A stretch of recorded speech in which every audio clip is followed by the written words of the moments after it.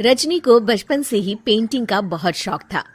वो हमेशा से ही पेंटर बनना चाहती थी, पर उसके माँ और पिताजी ने उसको कभी भी इस चीज के लिए सपोर्ट नहीं किया और उसकी शादी नीरव से हो गई। नीरव रजनी को बहुत प्यार करता था, पर रजनी हमेशा चुपचाप ही रहती। वो इस शादी से खुश नहीं थी। वो ये शादी नहीं करना चाहती थी। उसे तो हमेशा से पेंटर जो बनना था। अपने इस सपने को वो नहीं पूरा कर पाई, इसलिए वो हमेशा उदास रहती थी। रजनी, बहुत ही बढ़िया फिल्म लगी है, कल देखने चले? नहीं जी, कल मुझे बहुत काम है, मैं नहीं जा पाऊंगी। अच्छा तो कोई बात नहीं, संडे को चलते हैं। देखिए, मुझे फिल्म देखना पसंद नहीं है। आपको जाना है तो चले जाइए। नीरव को मना करके रजनी वहां से चली जाती है और अपने बैग को खोलकर उसमें बंद पड़े ब्रश और कलर्स को देखकर रोने लगती है। रजनी, चलो ना कहीं बाहर खाने चलते हैं, कुछ तुम्हारी पसंद का। जी, मुझे नहीं जाना, मेरी तबीयत ठीक नहीं है। रजनी वहां से चली जाती है। नीरव को समझ नहीं आता कि रजनी उससे इतना दूर क्यों रहती है। वो जब भी उसके साथ वक्त बिताना चाहता है, रजनी कोई ना कोई बहाना बना देती है। एक दिन घर पर कोई नहीं था।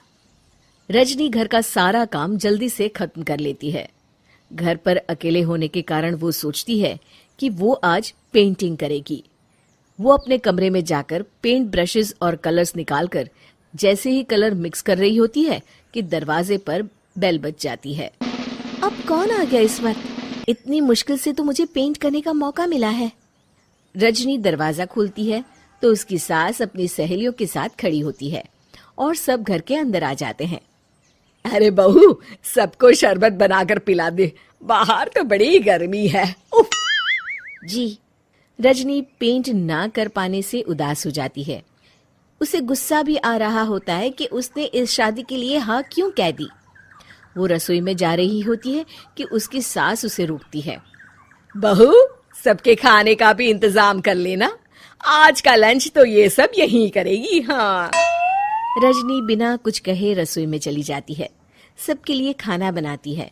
सब खाना खाते हैं और रजनी घड़ी देखती है कि ये सब कब जाएंगे ताकि वो अपनी पेंटिंग कर सके। जब शाम होती है तब सब चले जाते हैं अपने घर।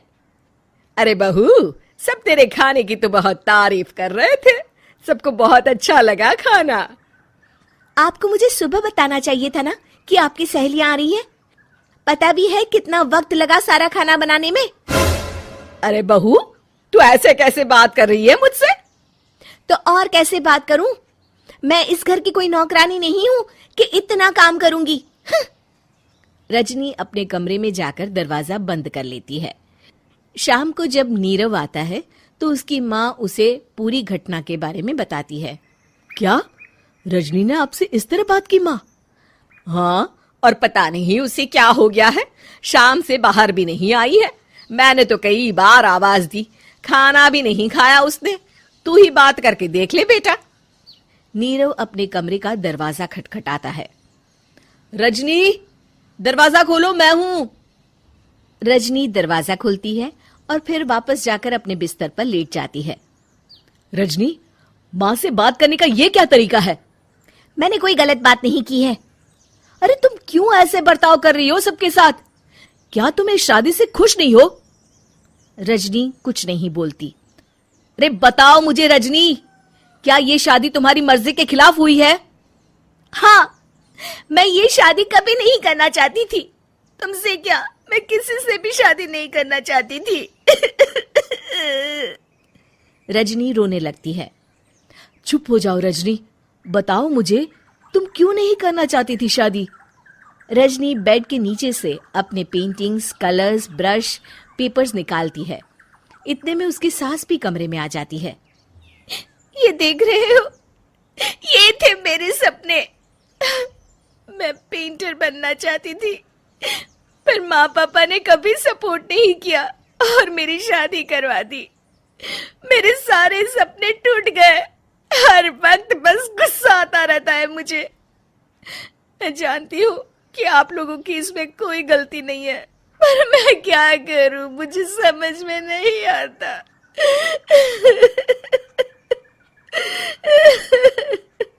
रजनी फूट फूट कर रोने लगती है।